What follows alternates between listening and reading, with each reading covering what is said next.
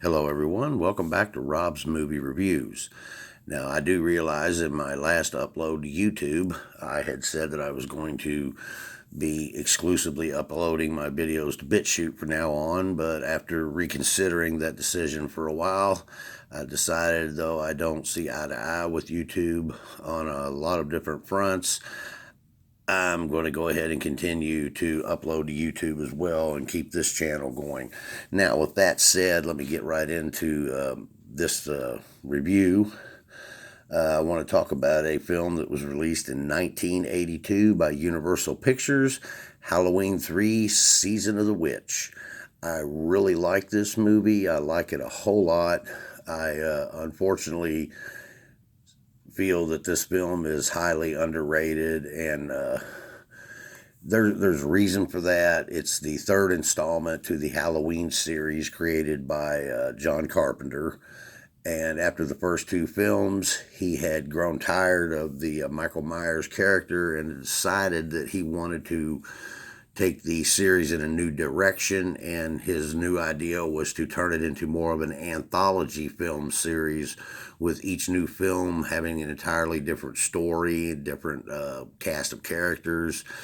Unfortunately, this was 1982. The internet didn't exist yet, and Universal really kind of botched their advertising campaign because they really didn't put anything into the advertising to let the fans know, A, that Michael Myers wasn't going to be in this film, and B, that decision had been made to switch over to an anthology series. So the film was highly panned by critics and moviegoers alike, and it's very unfortunate because it's a great movie, and if it's if you judge it on its own merits and don't try to compare it to the two films that came before it, it's actually a really fun, entertaining horror movie. It's a good time. It stars Tom Atkins, Stacey Nelkin, Nancy Kyes, and Dan O'Herlihy. Tom Atkins plays Dr.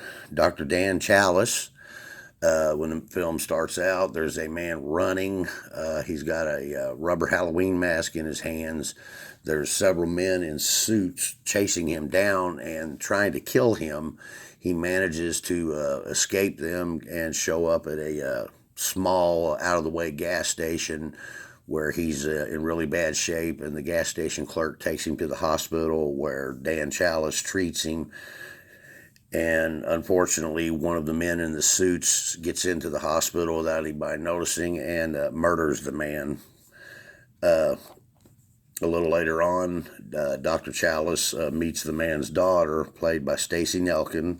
His daughter's name is Ellie. The two of them start looking into her father's murder and discover that it all leads back to a factory that produces Halloween masks. Called the name of the factory is Silver Shamrock. They go to a small town, about 100 miles away from where they were at, where the Silver Shamrock factory is located. That's when they end up encountering Colin Cochran, the head of the factory, and he is played, of course, by Dan O'Herlihy, a very good seasoned Irish actor. They meet him. They can tell right away something's not on the level, and they find out later on in the film that he is actually a warlock, and he has stolen several artifacts from Stonehenge and is using the mystical power of Stonehenge to put into these masks that he's mass producing and selling to all the children in America. And on Halloween night, there'll be a Silver Shamrock giveaway with a big television campaign. And during the television broadcast, there'll be a signal sent out. And basically, what will happen is every child that's wearing a mask at the time will die instantly. And it's really unique. in how they do it. When the children die, their heads split open and snakes and bugs come crawling out of it. It's really kind of gruesome, but at the same time, it's fascinating. It's something different that hadn't been done in horror before, and I really like it. And I think I'm not going to tell you too much more. Just I want to say that I highly recommend this movie. If you haven't seen it, I know you've probably heard it's not worth seeing because Michael Myers isn't in it and it's the worst film of the series, when in fact it's really not. It's a really good film. It's just an attempt to break away from Michael Myers. Unfortunately, the movie-going fans at that time wanted more Michael, so it didn't work out and they had to end up going back to that. This was the first Halloween film that was not directed by John Carpenter or written by John Carpenter. It was actually written and directed by a man named Tommy Lee Wallace.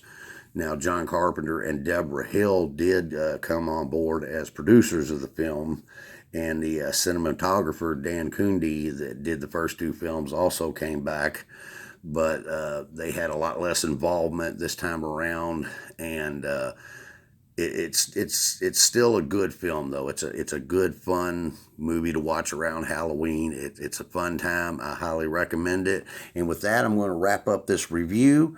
And until next time, you all take care.